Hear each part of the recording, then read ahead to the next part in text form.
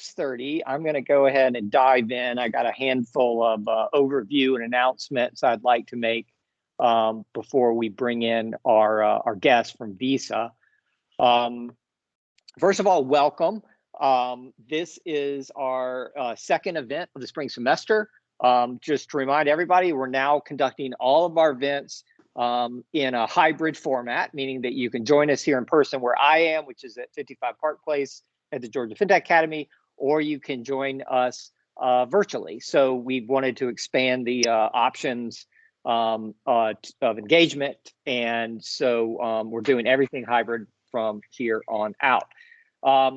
If you're still getting oriented to the Georgia Fintech Academy, we are involved with all 26 of our public university institutions, and we're all about helping you as students in those institutions get engaged with this fintech industry and the players of all sorts that are real operators in this industry.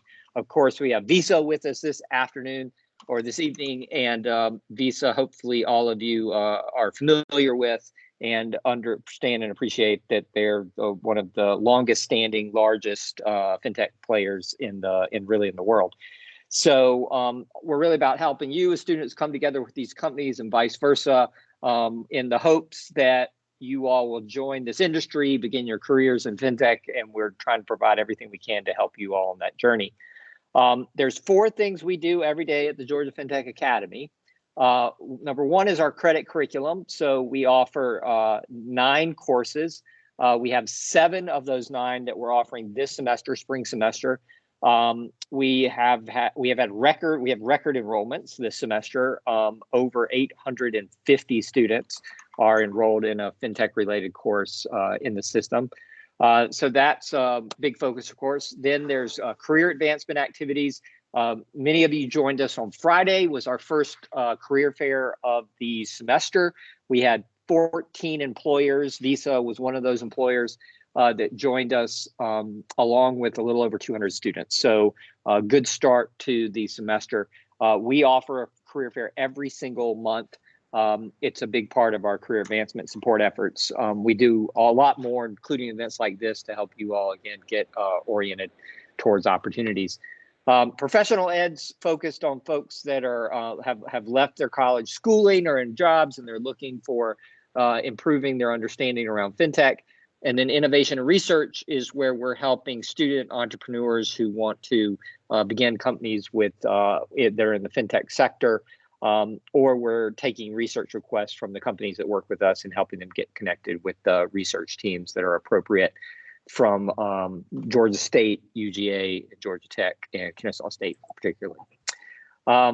Digitally, you can engage with us every single day at the Georgia Fintech Academy. Please check out our podcast series. We just started the 3rd season of the podcast.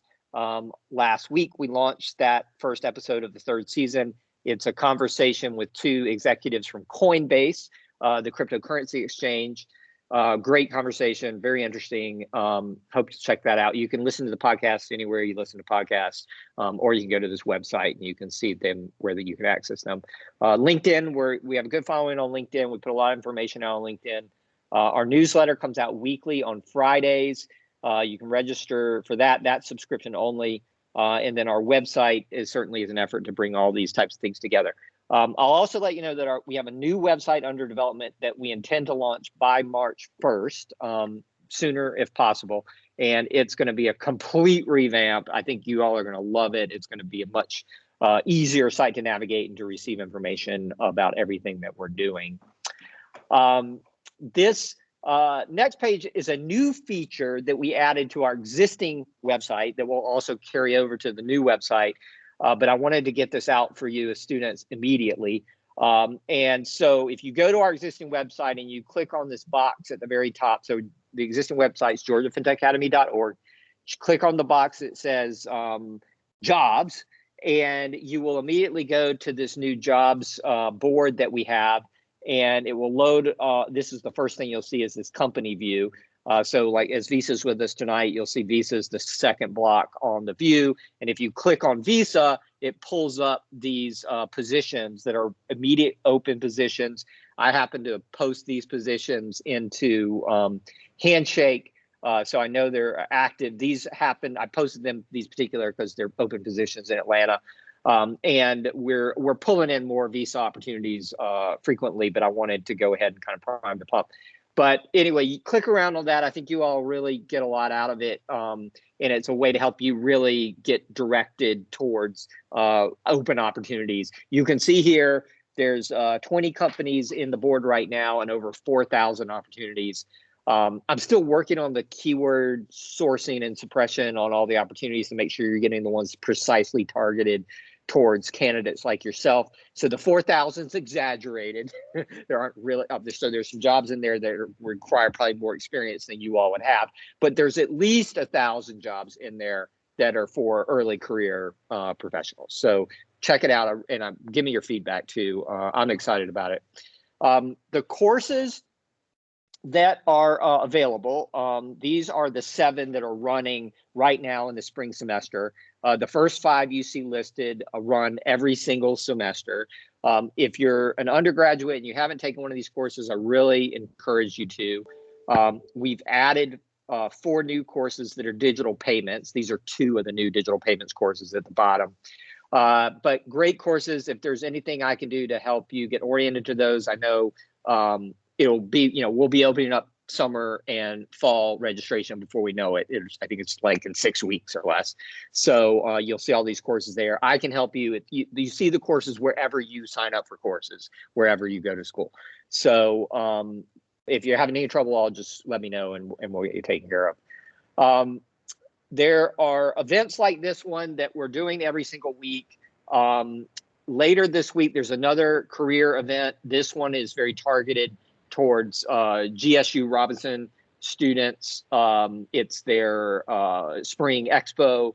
I think they've got over 40 companies in the fair this Friday. And I think last time I checked, there's at least 10 that are Fintech related. Secret to all of you that are not at Georgia State students, we can sneak you in. So if you really want to be part of the event on Friday, just let us know. We'll get you taken care of. And then next week, a week from this Wednesday, FIS will be back with us, FIS Global. They're bringing their AI and artificial intelligence and automation team to talk about different efforts or different things they have in the works to improve automation and what they offer as a company. So I hope you'll come back and check that out. You can register for these at these links or from our website. This is just a quick view of all the events we have lined up through the rest of the semester. Our objective is to have an event like this one, open event like this one for you as students every single week. And we are on track for that or better right now. We'll refresh this, we add to it frequently, and we try to keep everything current on our website. This is just to give you a sense of all the different brands that have been engaging with us, either in the career fairs or these events or in podcasts, et cetera. And this is not a comprehensive list, but just trying to give you a sense of, we've got a really great cross section of the fintech industry, part of what we're doing. And then lastly, for those of you in the room with me, we are back in action at 55 Park Place. That's where, for those of you that aren't in the room, we are right now. And just want to encourage all of you, if you can, to come die and be with us in person. And happy to have you virtually as well, of course. But just want you all to know, if you are able to come in person and you prefer that, please do. And I'm very happy for those of you that are here with us today in the room to see you, and thank you for coming. All right. Visa is an important partner of the Georgia Fintech Academy. Visa formally announced a 3-year partnership with the Georgia Fintech Academy just a few months ago. Visa, this was part of a larger announcement that Visa made in their intentions. They're expanding their presence here in Atlanta. They opened a new office in Midtown. They have intentions to hire a tremendous number of people here in Atlanta. They've been in Atlanta for a long time, but with a smaller presence. So this is really increasing their presence substantially. And so as part of their involvement with us, which is multifaceted, I asked them if they would come and speak to us at a few of our events this spring. And so this is our first time back with the team this spring. And we have Patrick Williams, who is a local executive who is really one of our kind of our key kind of partners in what we're doing here. And then AJ Shanley. So Patrick asked AJ to come in and speak with you all about what Visa's been up to from a crypto standpoint. So I want to welcome you both. Hey, AJ, it's great to see you. And I will just kind of turn things over. I'll say to students, this is an open conversation. This is very much for you. I know just you can put questions in the chat. You can come off video, engage with us, however you'd like. So AJ, I'll kick it off to you, if that's okay. Great. Thomas, thanks very much. Patrick, I don't know if you want to lead off with anything, but Thomas, thanks for the time. And I'll tell you, I would love to make this interactive. I've got a little feedback, I think maybe coming from you, Thomas. So Patrick, do you want to lead off with anything since hometown favorite there, and then I'll introduce myself and lead off with a crypto perspective. Yeah, that sounds good. Yeah, appreciate that. And yeah, Tommy, thanks for having us back to connect. I head up the North American Digital Partnerships organization at Visa, which focuses on the Fintech universe in North America, which is largely made up of our non-financial institution partners, with a few bank partners sprinkled into some of the work that we do in helping enable startups and fintech programs come to market. But yeah, Tommy and I were talking about content, and I've had the pleasure of being able to speak with some of the students in the past, and we do a bit of a run through on just some of the trends. The number one line of questioning that we get is in the crypto space. So this time around, we thought we'd kind of cut to the chase and go right to the expert at Visa that's focused on growing the crypto market for our organization, which is AJ. So yeah, with that, AJ, thanks for taking the time to participate. And yeah, I'll kick it over to you. Feel free to take it away. Okay, great. Should I, Thomas, I have some slides that I can walk folks through. Should I, and by the way, I'll kind of defer to you on if we want to treat this more of Q&A or if folks just kind of want to hear some of the content. If you got slides, that's a perfect way to start. I think I know our audience typically appreciates that. And I'll say too, I find that it takes them a little time to warm up. Good, great. That's good. It's perfect. And for context, listen, it's great. And I'd love to spend as much time with this group as helpful, both formally and informally. As Patrick mentioned, AJ Shanley, I lead part of our crypto business unit. I lead within that, we've got a team focused on crypto products, and I lead our business and operations globally. And it's something we've been working at Visa for a number of years. It really started as an extension of our core business. And anyway, so I invite, very interactive. I think it's terrific, that folks are interested in this. And, frankly, it's something I've been interested for a long time. And so it's a lot of fun where, personal interest meets, coming to work every day. And then Thomas, I'll look to you on just kind of making this relevant. I think what you're going to see today is just very much when we go around every day, we're asked by our biggest partners on the planet, big banks, big merchants, all of our partners and traditional partners. What are we doing in crypto? How do we think about it? And it really started as an extension of our core business. And so I'm gonna walk you through a bunch of kind of trends, talk to you a little bit about what Visa is doing. And also just as of late, I've been thinking about this more and more from a consumer perspective, which is there's sort of these high level trends we're walk through. But I'll tell you what fascinates me is just all of the folks in the room. And I'll bet, be curious on how folks in the room are interacting with crypto, what trends you guys are following, because in many ways, I think we really are having our app store moment in crypto. We're seeing more and more bright minds entering the space, more and more developers. And in many ways, I think we're sort of just at this sort of tip of the iceberg for all of the innovation to come. And so, at a high level, what I'd say is, and we give this advice, this is largely from the perspective of how do we talk to our clients about it every day? I mean, we are a payments company. first and foremost. And so years ago when we started working in crypto, it was very much to work with existing wallets and exchanges where, Patrick might have $1,000 of Bitcoin in his Coinbase account. And, we want to make sure that we've got, Visa cards associated with that, right? It's a pretty straightforward use case. Just like you may have a bank account and you got a Visa card associated with that, we want to make sure that if you've got a Coinbase or an FTX or a Binance or crypto.com account, that if and when you go into your local supermarket and you want to pay with either your, Bitcoin in your account, or more and more, what we're seeing is you have fiat in your account, or you've got stable coins in your account. We want to make sure we've got an off ramp just to enable you to use those funds. So that's where we started. And then, by the way, the converse is true, that as you go to safely and securely look to purchase crypto or buy NFTs, we want to make sure you can do so with a Visa card. And so literally that's where it started. And from there, we started to get to know everybody in the crypto ecosystem. We started to understand the compliance and the risk tools and the capabilities. We made a few investments in the space. We invested in a custodian called Anchorage, which is a really fascinating company. We just invested in a company called TRM Labs, which is blockchain analytics. And so we did more and more. And then you kind of fast forward a few years later, and we're building infrastructure to now facilitate our traditional clients getting into crypto, right? So we started with crypto native companies like Coinbase, serving as the bridge between these companies and the financial ecosystem.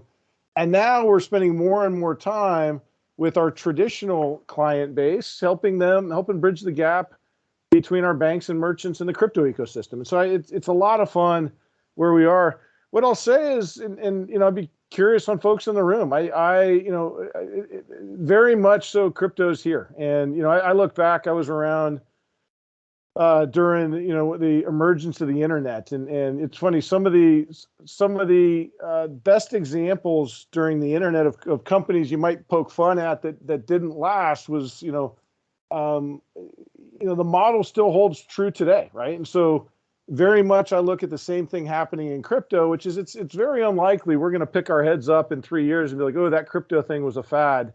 Boy, what a waste of time. I mean, you got tens of thousands of developers coding to these blockchain open source networks. And I'd say the pace of innovations that we're seeing it's fascinating. Very, very much gets me excited in the same way that the emergence of the internet got us excited, I don't know, a few decades ago. These slides, if you followed the markets in the last few days, these slides are a few days out of date, which is to say, the markets are incredibly volatile, right? And so, crypto market cap's now around 1.6 trillion. But even in that, if I put it in some context, right? If you start with sort of Satoshi's white paper in 2008 and you fast forward and we're 13 years into it, we're around a $1.6-2 trillion market cap for crypto. For context, equities are at 100 trillion, right? And it took decades to get to 100 trillion, and we've reached a few trillion in a little over a decade. I'd say for context, gold's at around 11 trillion, silver's at a little over 1 trillion, and so it starts to help put the context around. Look, this is a real asset class, and we'll go through the different use cases that we're seeing from how we see our clients and citizens globally interact with Bitcoin versus stable coins, to things like central bank digital currency, the NFTs, and DeFi. But very much, this is not going away from our perspective. The underlying technologies are powerful. Individual tokens may come and go, and that's one thing we advise everybody to pay attention to. Is just you've got to do your research, whether it's from an investments or money movement perspective. But the underlying rails are fascinating. We are spending a ton of time taking through the difference on how we view cryptocurrencies like Bitcoin to things like stable coins, where we are seeing, we do think have legs as a medium of exchange. A year ago, I think this time last year, I think stable coins were right around 25 billion in circulation. Now it's 150 billion, right? We're looking at stats where somewhere between 200 and 300 million people globally have interacted with crypto.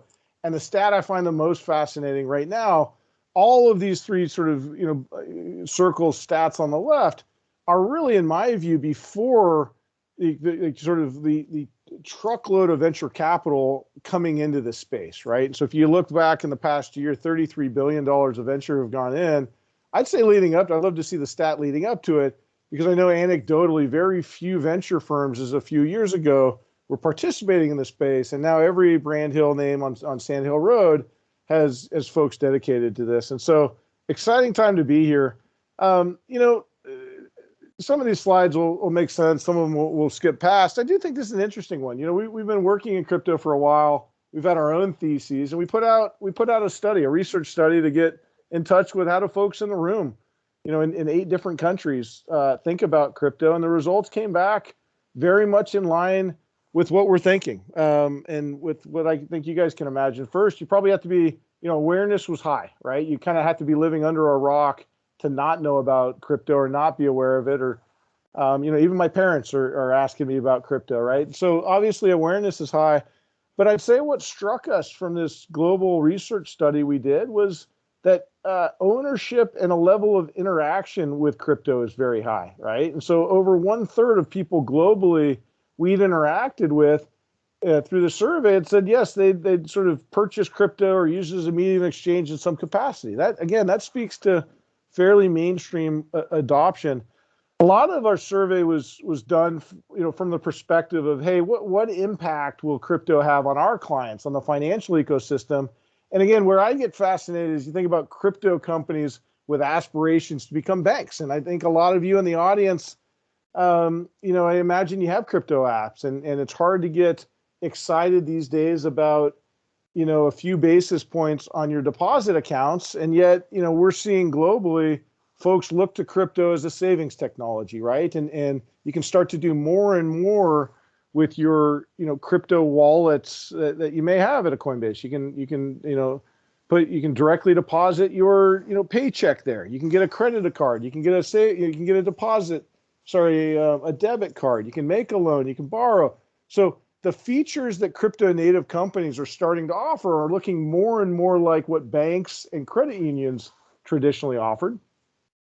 And alternatively, we're actually now seeing more interest from banks and credit unions with regard to crypto services. And so it's interesting to see these sort of two paths, kind of come together. And so very much when we did our survey, it was around, wow, what is the sentiment for these two roads coming together? And very much what we got back was, yes, there's a significant portion of folks who through the survey say that, they were very likely to make their financial institution choices over the next year relative to, what their institution offers, right? Why is this important? Because it's no longer a few kids in a garage, doing this stuff. This stuff is becoming more and more mainstream. I'd say every day I spend my week talking to the largest banks on the planet, and this comes up more and more in every conversation. So again, not likely something that's going to go away anytime soon.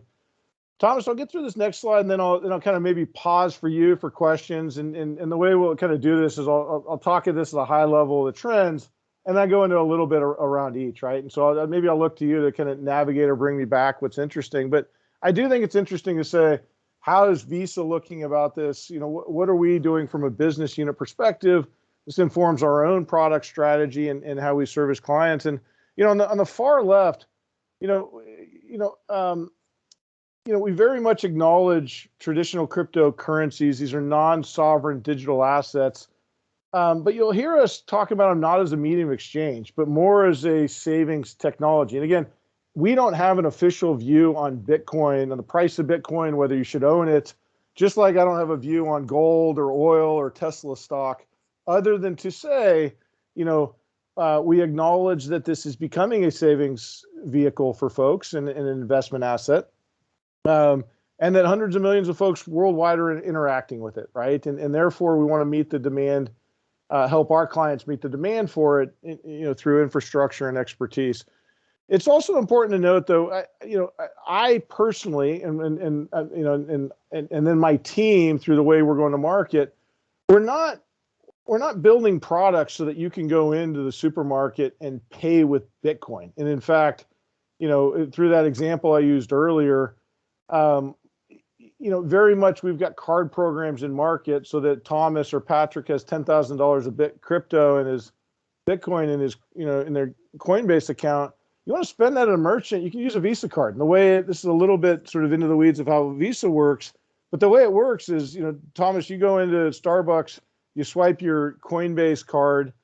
Coinbase on the back end will, convert your crypto to fiat and settle with us in fiats, right? And so even though you think you're using a crypto card, it's just behind the scenes is where the magic happens. Although recently, I'll tell you about something we did with stable coins, where now our partners can settle with us in stable coins. But we really just don't see an incredible demand right now for people walking into their local supermarket to pay with Bitcoin. I do think over time, as you have more fiat in your crypto accounts, or you have more stable coins in there, we do see by the way, our own payment volume on these programs are growing, but I see it more driven towards fiat based or US, stable coin based, as opposed to you wanting to spend your crypto. There are some nuances. Obviously, if you're interacting with DeFi or any Web3 or NFTs and smart contracts, so you're essentially using Ethereum as a medium of exchange, but that sort of gets a little bit kind of far downfield. In terms of mediums of exchange, though, and Thomas, you can kind of give me the nod on level of expertise here. One type of digital currency we're spending a lot of time with is something called stablecoins. And just speaking to the audience here, I don't know where folks are. Stablecoins have all the properties of traditional digital currencies. They sit on top of blockchain networks. In fact, in many ways, they're making these blockchain networks more useful as payment rails. And the way a stablecoin works is you put a dollar, give a dollar to a fintech like Coinbase. Coinbase will put your dollar into a regulated bank account, and they'll mint $1 of tokenized fiat in return, right? And so you put a dollar in a bank account, you mint a dollar of stablecoins. There's always a 1-to-1 ratio. By the way, there can be many different types of stablecoins. There can be crypto stablecoins, asset-backed. The ones we spend our most time with is what I just explained, which is fiat-backed stablecoins, particularly USDC, right? And now the properties of USDC, and again, maybe if you're sitting in the States, it's less relevant, but certainly what we're seeing taking off is global demand for stablecoins. You think about moving money. I'll give you a few analogies here. It's difficult for me to move money from my brokerage account right now to my own bank account. It takes 3 days. You can't do it on weekends. I can move stablecoins in and out of my crypto wallets in seconds, right? Okay, great. That's kind of cool. Even cooler is you think about 1 billion people in the world who live in countries where inflation is greater than 10%. If your currency, native currency is devaluing, like, what do you do, right? You can't get access to gold. It's hard to get access to dollars if you're living in Argentina or Venezuela. And now, through stable coins, you can actually get access. Think about this as like exporting dollars. You can get access to a stable currency. I can send $10,000 to someone in Venezuela on Sunday morning. It'll get there 6 seconds later, and depending on the right network, for a very low cost, much easier than going through wire windows or maybe kind of traditional correspondent banking system. And so we're seeing stable coins take off, primarily use cases, B2B use cases internationally, ease of money movement, and then as a kind of way to get access to stable currencies. You also think about what I get fascinated around stable coins. You think about all this stuff as programmable money. And so I actually get really excited about a day where you think about this, someone can get paid by the second. And, you think about your account and you can see your sort of paycheck adding or your wallet, adding funds by the second. You think of a creator who can get paid by the click, right? And so, we very much think that the notion of folks having to wait every 2 weeks for a paycheck someday would be much out of date, especially with stable coins where you can program this so that you're paid, in a more realistic time frame. And so, I think the programmable money aspect of stable coins is something also interesting. Less relevant to the US, but something to, in fact, there's just a paper that came out of this recently, we can circulate it. But again, less really relevant to the US, especially with like stable coins and USDC in particular. USDC is a great brand for a stable coin anyway.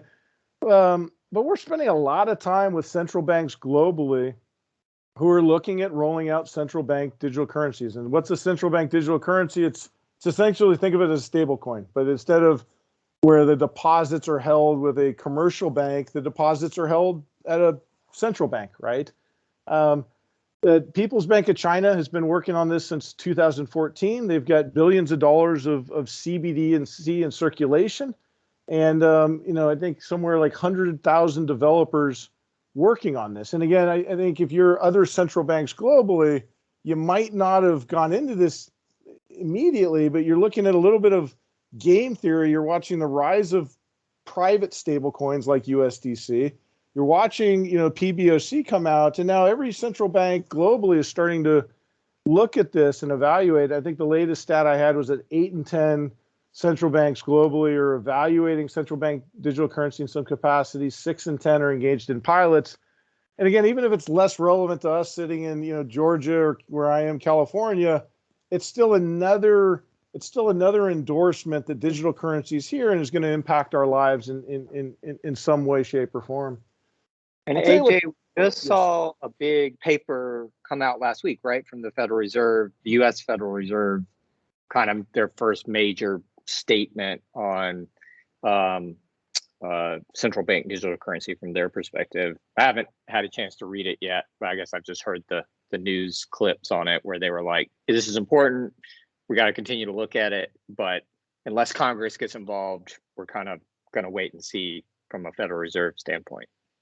Yeah, I think well said, Thomas. I have not had a chance. We've got our own team of CBDC experts that spend time on this. I haven't digested it either. Other than it's noteworthy to have the Fed coming out with a paper on this, right? And president's coming out with an executive order around this. So you're starting to see more and more attention paid to crypto in general. But to your point, Thomas, I haven't spent much time with that paper.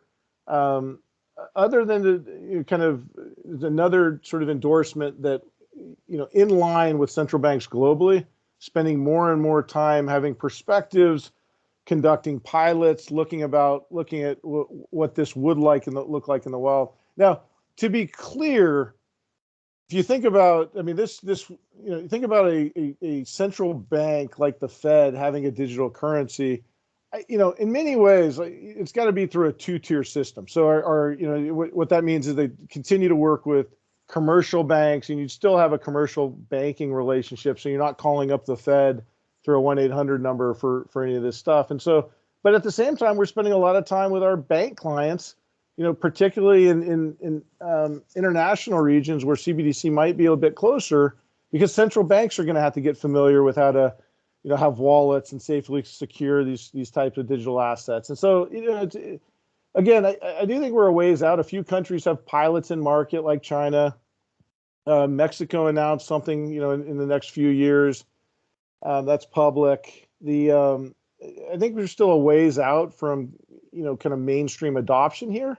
But again, if you move from left to right, we've sort of gone from, in 2008, this peer-to-peer electronic payment system that now we view as a digital gold, to stable coins, which are easy way to move tokenized fiat cross-border, now to central banks looking at it. And by the way, you can sort of add trends like 7, 8, and 9 to this. The two other trends that we're spending a lot of time with are DeFi and NFTs. And again, you think about now all of the venture capital I showed, all of the developers working on this on nights and weekends. You got fascinating things like DeFi, decentralized finance. It's a fancy term for code, and smart contracts playing the role of, traditional banks and credit unions, right? And I think, I don't know your audience that well, Thomas, but the way I like to say it anecdotally is, years ago, the folks in this room, may have gone out and gotten jobs as product managers at well-known banks, and, spent quarters, if not years, rolling out new financial products. And now on a weekend, a few developers can roll out a financial product on top of a public blockchain network that you can interact with, right? And so we're very early in DeFi. I'll show some stats around it, but the fact that you can go interact with a piece of code on a Sunday morning and get a loan or make a loan or exchange, do an FX transaction, boy, is this, again, I think you sort of first demonstrate the capability then regulation and use cases follow. But we're clearly at that proof of concept, moment. And by last look, there's something about 70 or 80 billion dollars of collateral locked up in smart contracts. And so it's something we're watching closely. It's something that we think all of our clients need to look at as well. And then, arguably the most fun aspect, and I'll pause after this. I'd love to see, Thomas, you in particular, and I'd even love to just kind of pause and get a pulse from the audience. And, and anything I said, folks disagree with, folks are engaging with it in the room. NFTs, we're spending a lot of time with NFTs, and the stats, I'm going to get it a little bit wrong here. But at the start of last year, I think there was about $100 million spent on NFTs. We closed the year, depending on which stats you use to measure it, somewhere between 25 billion and 40 billion, right? The largest, NFT platform in this space, OpenSea, publicly available info, I think did $25 million in 2020. Last year, they did $14 billion of volume on the platform. And then through the first 11 days of this year, did another 1 billion. And so it's a fascinating category for us. We call it NFT commerce. We're spending a lot of time there. We also think it's an amazing, I think about the use cases for NFTs. NFTs are fascinating because it can be so many different things. It can be a collectible, sure. It can also be, blur the lines into membership and community, right? And so we're actually now seeing, and actually I do want to talk about, in the context of all of this, how your own financial apps are going to change, which is with an NFT, now it becomes your profile pic or your social media persona. My daughter spends a lot of time in her Roblox games, all right? And she spends a lot of money on skins and avatars. And then, by the way, when she grows up and goes to a different game, all of those, items she's purchased in that closed loop game, they stay with the platform, right? And so now with NFTs, it's something you own. It sits on top of a blockchain network. You own it with your wallet. We can trade it. By the way, she can take it from game to game, theoretically. She's got a certain avatar. Perhaps she's 9, so go with me here, or soon to be 10. Perhaps it gets her into like the Taylor Swift Discord channel or the Taylor Swift fan club, right? Or perhaps it gets her like a Happy Meal at McDonald's like the next time around. So you can very much see these tokens blurring the lines between collectibles, social media, gaming, and membership in clubs, right? And it's something we're following very closely. Volume is up and to the right, and we think it's exciting. We also think it's exciting that, a new class of creators and artists can now, essentially set up their own businesses and monetize their own content in new ways. And so sort of the avenues here are endless. I'll end here and I'll pause for questions, which is what fascinates me is the evolution of what you're seeing in your own fintech wallet, right? So traditionally, and this is even where, like in the last few days, I mean, it's, the markets for crypto have been ugly the last few days if you haven't been watching them. And yet in many ways, it's just like that type of volatility brings you back into the app. And I'm watching your financial wallets on your phones become more than just your traditional financial application. Like I rarely check my bank app. I rarely check my credit card. I check my crypto apps several times an hour, right? We're checking the price of crypto, or now going in and I can send, stable coins to, my family and my wife's parents in England. At some point, it's going to be your CBDC wallet, right? I can go in and interact and make a loan with DeFi protocols or receive a loan. I can go in and by the way, with your wallets now, it's also a new form of identity where you're logging on to some of these sites. I don't know if folks in the audience use a MetaMask wallet. So, but your wallets now can go in and you can interact with, Web3 applications in an entirely different way. So it essentially becomes your sign-on credentials. And if you hold a few things in your wallet, Thomas may see something different on the site than I see, right? And so it's becoming your login credentials.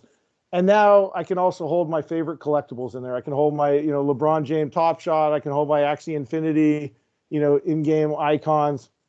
I can hold my membership tokens. And so you think about this evolution of a fintech wallet now going from something that was just kind of very transactional to almost blurring the lines with social media and just, becoming a very social part of kind of every day. So, Tommy, why don't I stop there? I mean, we got a whole bunch of, I got charts and figures that can kind of take the class to a different level, but maybe more enjoyable. We'll pause here and just see, how that landed, what folks think, and I'd be curious, Tommy, your own perspective.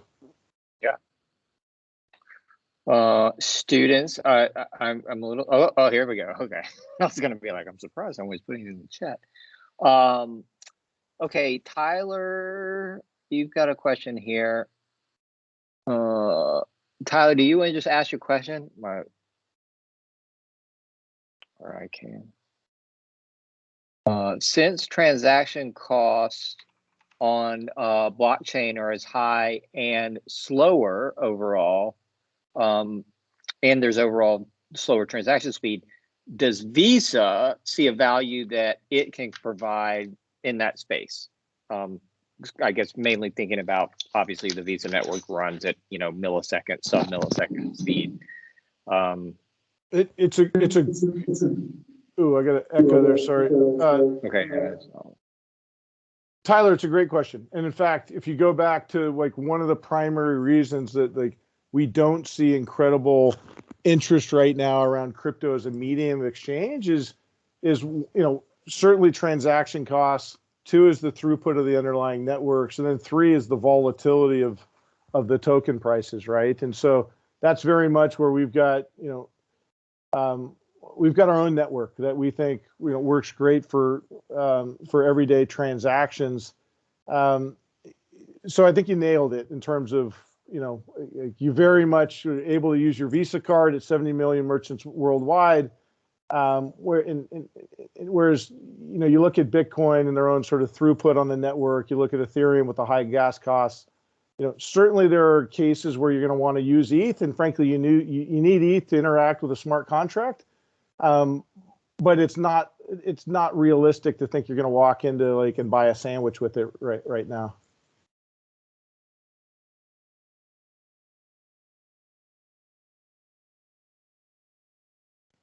We got a question here in the room. Speak. Can you hear her if she speaks? Can you hear her? We're AJ, we're still getting our hybrid model. Yeah, it's good. I'll tell you what. I'm 2 years in. You're doing a better job than most people. No, I can hear a voice, but I can't hear the question. Okay, so hi Shanti, for our time. My name is Nika Shamadia. I have 2 questions. So the very first question is that how somebody started with crypto? So I am very new to crypto.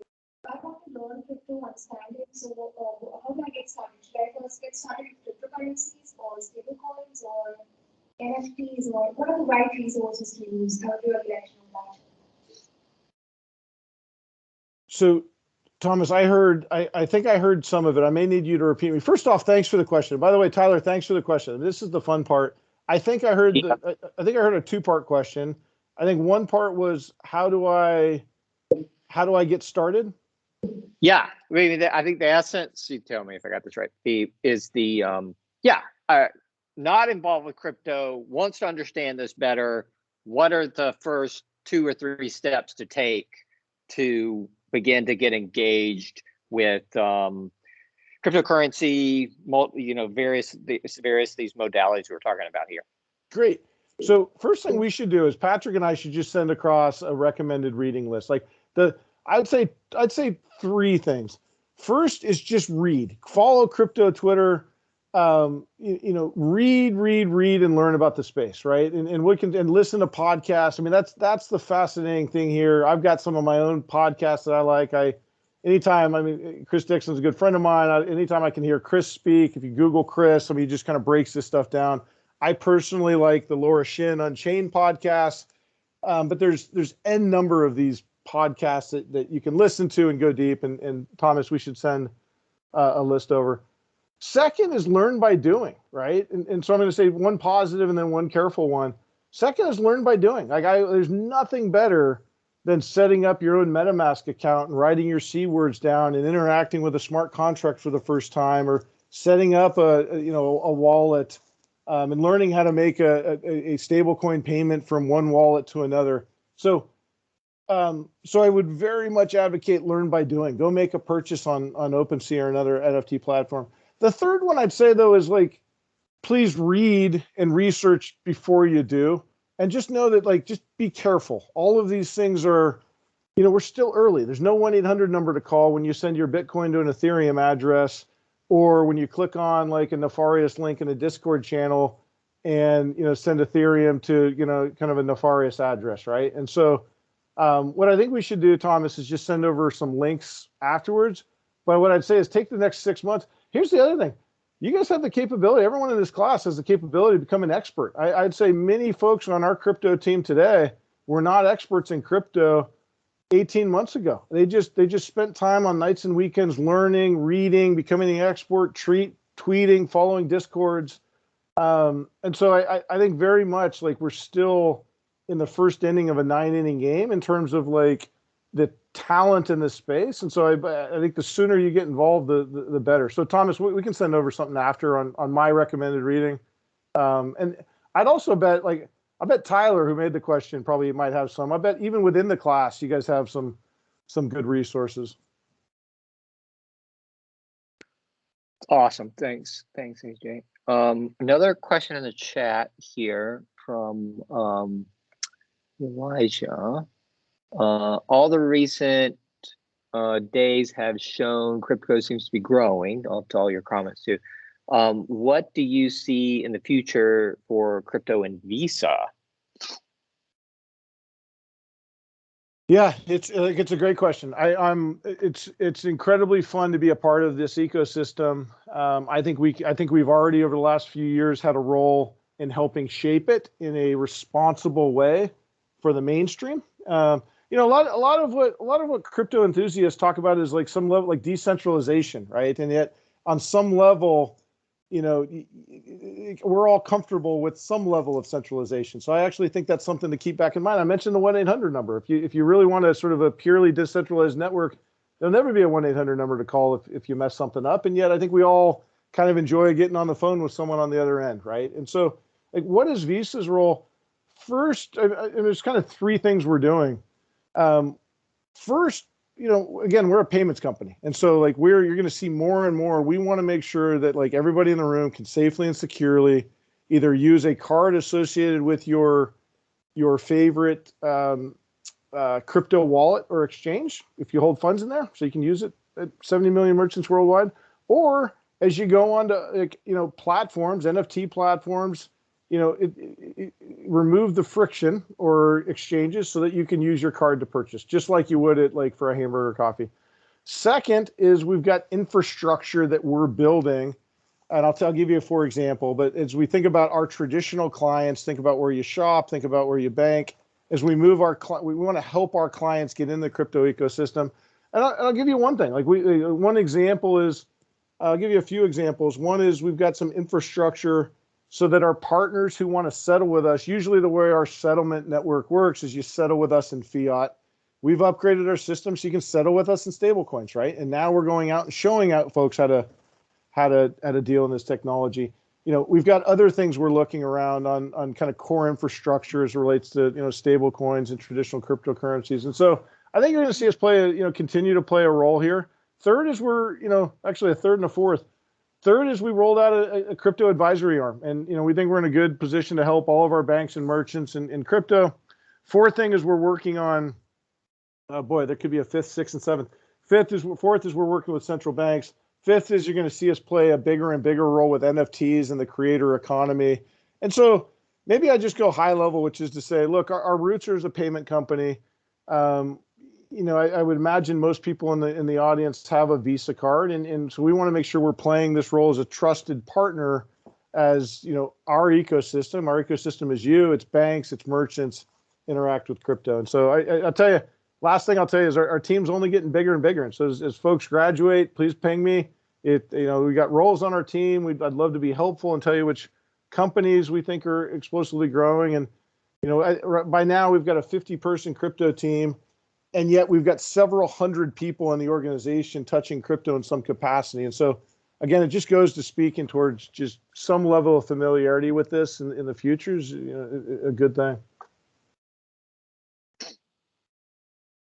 Yeah. Okay. Hang on. We got another question in the room. I'm gonna try this, or maybe stand close to me because I know I think my mic's picking up too. All right, how you doing? My name is Clyde Sampson, and first of all, I just want to thank you for taking the time out to talk to us today. I have a question about when it comes to central bank digital currency. In the future, do you see, well, how do you feel about a worldwide digital currency? Because I think with all the cryptocurrencies that's coming up, there's to me, kind of oversaturated. There's a lot of cryptocurrencies that we don't know about. So how do you feel about just the central bank coming with just a worldwide cryptocurrency to kind of, I guess. It's a great question. And great to meet you. Was it Clyde? Yes, Clyde. Yeah. Clyde, great to meet you. By the way, great question. It's something we spend a lot of time thinking about, and I might just put that in the bucket of interoperability, right? This gets very complex at some point. I mean, it's complex today. If you've got thousands of different tokens on different blockchain networks, the fact that even some forms of USDC on one network, you got USDC on Ethereum, you got USDC on Solana, and so now you think about this an environment where dozens of central banks, if not all of them at some point, have their own digital currencies. They're going to use different blockchain networks, and so and by the way, I'm not saying that will happen, but if like taking your question, Clyde, to the end, yeah, that seems like an 8-car pileup, which is one of the reasons we're spending a lot of time thinking about sort of interoperability and kind of cross-chain compatibility. But I might chalk your question up to say like astute point, and it's something that I don't, just like there isn't one global currency today, but there are reserve currencies, right? You would say like the US dollar is a reserve currency, global reserve currency. I see this playing out again. I'm speaking a sample size of one. I see this playing out in a similar way, where you still have different fiat-backed stable coins or fiat-backed CBDCs, obviously, and yet I think we do have a long ways to go to figure out what that exact interoperability. There's some cool things folks are working on, and we've done some early research around it. As we get further down, Clyde, I'll keep you in mind as we get more down. We're still sort of at the research and conception stage, but I'll take your question to be a good point. I think you're thinking about these challenges in the right way. As much as there are opportunities here, all of these things pose new challenges that need to be solved. Great question.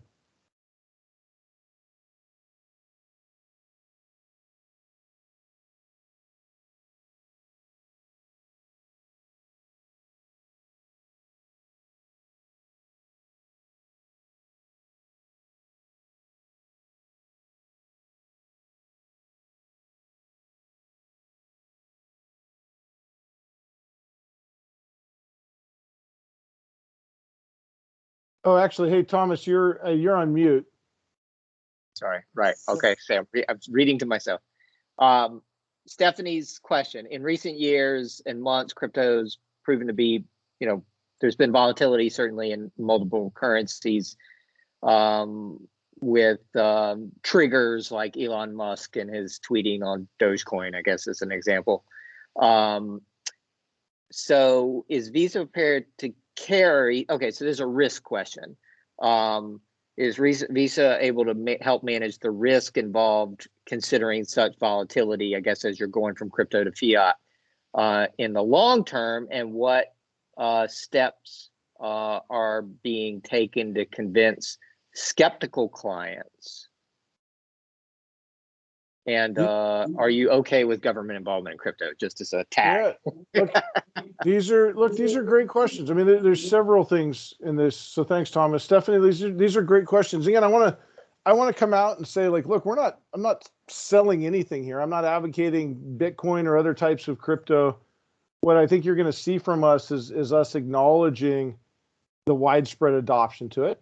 I think what you're going to see us continue to do is acknowledge that this is another type of merchant where you can buy crypto, another category, NFT commerce. And I think our approach is always we're sort of, agnostic to the underlying technologies and yet want to make it, kind of support the ecosystem, right? And so your question here comes in a few areas. I'm going to gravitate towards risks. One is just because we service a new area of clients like crypto companies, it doesn't mean you sort of lower risks. And in fact, like there are sort of widespread screening technologies, frankly, that the government and law enforcement agencies use,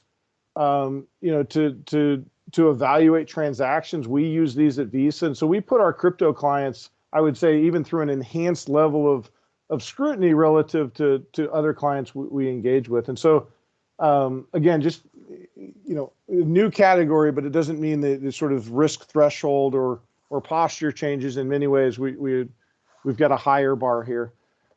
Second, from a risk perspective, we aren't advocating that our clients do this. What we're saying is, hey, if this fits your business model, let us explain the technologies to you. And if this is something you want to learn how to do, we can help you. And by the way, we think it's going to be here. We think you're going to need it. But in many ways, we also advocate like the best strategy is just an educated strategy. And if our clients want to wait, we're fully supportive of that. We also don't, I think you see a lot of companies with crypto on the balance sheet. Like that's not something we're doing. I personally think you'll see more and more companies with stable coins on the balance sheet. Bitcoin sort of that's a big bet, whereas stable coins has a utility aspect to it. But we don't hold crypto, and so from that perspective, that's not something we're looking at. And then I think your last question here, but at the same time, we think we can, do a lot for this ecosystem, supporting this client class and making it easier for you and to safely and securely use your Visa card on these exchanges or NFT platforms. I'd say your last one is like, yes, this is all going to need to, fit within regulatory frameworks. And we've got a government engagement team, like globally. We've got attorneys. I mean, this is something we spend a lot of time on, and all of this will need to comply with government frameworks, and every government's going to have their own approach to it. So, and especially when you look at things like DeFi, there clearly has to be, you got to take innovation and you got to fit that within the current framework that's, approved by the government. And so, by the way, I think this, like, we could spend an hour just on your paragraph here alone. So great question. Other questions, students? Also, AJ, I want to be conscious of your time. I think Patrick had mentioned you had a hard stop maybe at the bottom of the hour. Is that right? You know what? I had a hard stop at 7:15 your time, but it's fun to interact with everyone. So I'll tell you what, maybe Thomas, I'll take one more question, and then maybe we do a follow-up one day, and Patrick and I can send across material. I'd also love to be feedback on things to cover in future sessions. Okay, awesome. I think you just got a last question from Stephanie.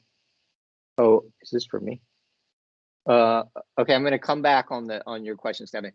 I think just to close out, maybe AJ, one thing that I get really excited about when I think about Visa in the context of all these trends, these 5 trends you're talking about. And it was something that I was listening to a kind of famous VC guy a few weeks ago, Nigel Morris from QED.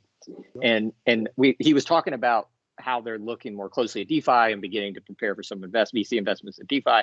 And he was saying, but the struggle I'm having, this was Nigel saying this, that there's this DeFi decentralization, and how do you reconcile this decentralization and the anonymous aspects that can be part of that with the fact that most entities, people want to have a trusted partner that is in the middle. And he didn't have any answers around that. He was like, it's just this interesting kind of paradox as we look at this kind of broad area, certainly, but also very much so with DeFi. And I guess fundamentally, as someone who's kind of, been watching Visa grow and expand massively over the last 50 years. You know, it's one of the most trusted brands in the world. And so I don't know where all the pieces come together, but it just feels like if you have companies and banks and other entities want or need a trusted party, and there's this kind of place or this, I don't know, you know, there's this place, there's a role that Visa plays in helping all those parties navigate this as it continues to evolve, and help it grow. It seems, and what that exact opportunity is beginning to look like, who knows? But it just seems like there's a huge, you know, area for that East that had a ton of value. Thomas, I think you nailed it. I think it was a little bit what I was getting at earlier on centralization versus decentralization. I think you articulated a little better on trust versus trustless. I also think it's a little bit to what Stephanie was getting at. So I mean, probably that's the best thing to leave it on. Anything I'll say will, I think you nailed it, which is very much why I get excited to come to work. Look, if I'm sitting, I'll leave you here. If I'm sitting in the audience, I'll give you a warning. I can't imagine working on anything else right now than crypto. I think it's going to change the future of finance in many ways. Then the responsibility is on all of us to do it in a positive way. You know, we're like, think about all the financial inclusion you can do with this, and so very much the opportunity is here to kind of harness all of the amazing aspects of these new technologies. And that's, I'll tell you, that I've never had more in 2 decades. I've never had more fun coming to work. So, but Thomas, thanks for having us in. Let me, you know, follow up through Patrick. Let me know if there are other ways we can be helpful, officially or unofficially. And I would love to get you guys a reading list and potentially come back in a, you know, whenever it makes sense. I love it. That AJ, thanks so much for the extra time, and thanks for being here today. This is just wonderful, and obviously super exciting area. I'm very jealous of your job. Cool. Yeah, I got with you. You must have a blast every day. But really appreciate it. And audience, don't go anywhere. We got a few other folks coming in. Thanks. Okay, great. Hey, everybody, thanks very much for the time. Thank you, Thomas. Awesome. Thanks. Bye, everyone. Thank you. Stephanie, just pivoting back to you, your question was what class in the FinTech Academy to focus on with regards to crypto. Is this an area that's being explored? Yeah, absolutely. Stephanie, I guess a couple answers to that question. One, I'm just going to flip back to the deck I was showing earlier, because great question. Thank you. So here, like these 7 classes, I should say, that are in process right now. Foundations of FinTech has aspects of crypto and blockchain related education throughout this course. So Dr. Godby uses multiple classes, and he's got sort of a game he does throughout the entire class that is involved with digital ledger technologies. Financial technologies explores more deeply how what is the blockchain, how is it put together, what are the underlying technologies, how are they implemented, looking at variety of different protocols, including Bitcoin, Ether, Algorand, multiple others. So it's a bit more technical. Banking and FinTech touches on more as a touch on. It looks at how cryptocurrency is used for payment, because that's an important aspect of banking. And then it also looks at DeFi, what he was referring to as DeFi. So these areas where you're offering banking related lending, as an example, capabilities, but in a decentralized fashion. Data analytics, not so much on crypto or blockchain currently. InfoSec, it's an important class because it gets into cryptography, which is an underpinning part of the technology that supports cryptocurrency, why you see crypto in both, but it's more focused on information security, so less cryptography, cryptocurrency as a whole. And then these digital payments courses, particularly this digital payments course that's going right now, the emerging technologies one, as you can see in the description, there's a blockchain enabled payment vehicle. So they're talking about how Bitcoin is used for payment, how these other protocols are, some of the key things like stable coins that AJ was just talking about. So it's in multiple places in the curriculum. if and then also I'd say, Stephanie, kind of depending on what institution you're at, there are now specific blockchain related courses. So if you're a Georgia State student, there's a mini-mester blockchain course that Balzon, Professor Yang teaches. At least, yeah, he teaches that twice a year. It's a mini-mester. So that's a graduate level course. And then I think there's one at UGA right now that's blockchain specific, and there's one in development, or maybe two in development at Kennesaw that are going to be available in the fall. So a lot happening in this zone from an academic standpoint. Hope that helps.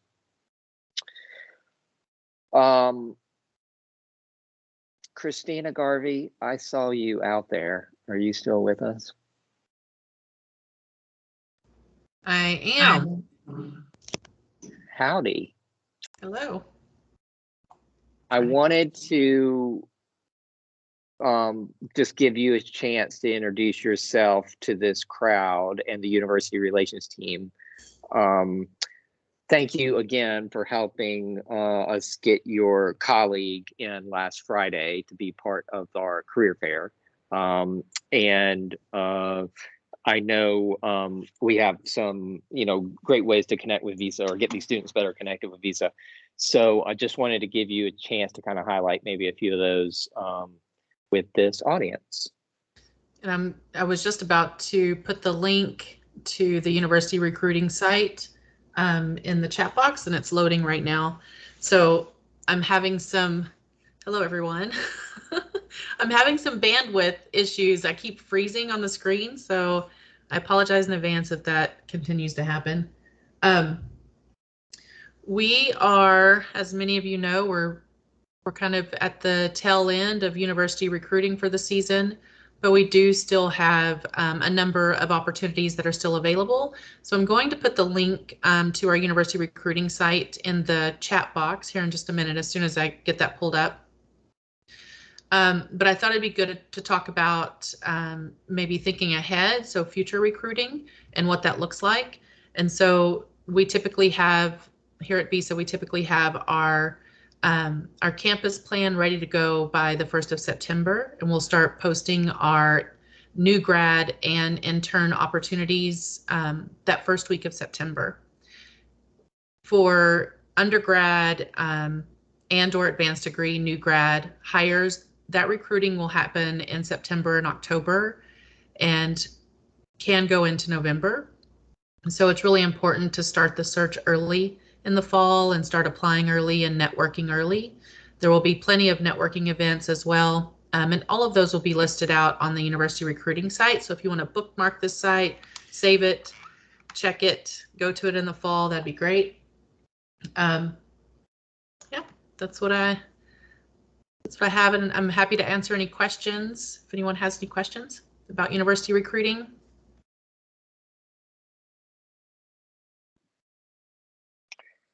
While y'all are working on questions, as I mentioned at the top of the event, Visa's made a big announcement about they're expanding very aggressively with this new Atlanta office. You'll see on what Christina's link that Visa's obviously hiring all over the globe and certainly all over the US. But there's going to be, I've noticed a few kind of active positions that are beginning to pop up for the Atlanta market as well. And I'll highlight additionally, Christina, I was showing you this new thing we've just launched with the Fintech Academy.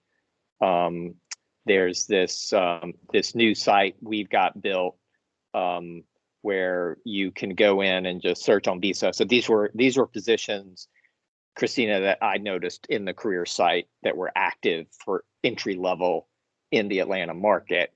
And so I posted them into this job board that we have at the Fintech Academy. So like this staff software engineer looked pretty interesting. And I thought that would be interesting to a lot of you. So this is a full-time job, and you just go through our site and it links you directly to this position that I believe So, I was looking at the qualifications on these, and like BS in computer science, there's probably some of you on the phone that are like, or have that kind of background, Java, REST API, et cetera. So, spend some time, students, kind of looking at this. I'll keep working to try to pull jobs that seem like they'd be good fits for you all. And then there's also just the link that Christina gave you. You can go direct to the source as well. And we're going to continue to work with the team at Visa to make sure we're pulling forward the most relevant opportunities for you all on this new job board we have. Awesome. And if there are any questions about university recruiting, I'll put the email address for students to reach out to you with any questions. Yeah, and then students just keep watching the career fairs too. Like Visa's been great about coming in and participating in our monthly career fairs, and that's a way for you to build further relationships with the team. All right, awesome. Thanks, Christina. Patrick, how do we do? Anything you'd like to add? Yeah, I thought that was great. Yeah, I know that the topic is one that's pretty popular, and I think it was great to hear a lot of the feedback and the questions coming in. And yeah, and then Tommy, as you're sort of also engaging with the students over time, if there's other topics that start to bubble up, then we're happy to bring experts to the table to talk about pretty much anything under the sun as it relates to payments. So yeah, just keep us plugged in, and if there's a certain interest level in one of those areas, we'll get something pulled together. Yeah, I love it. Yeah, students, please take Peter up on that offer, or Patrick up on that offer, and let me know where if there's anything that's interesting to you all, and we'll make sure to try to make that happen. All right. Well, awesome. We'll leave it there. Patrick, thanks so much for all you do for us and making this happen tonight. And Christina, you too. Really appreciate it. Yeah, thanks.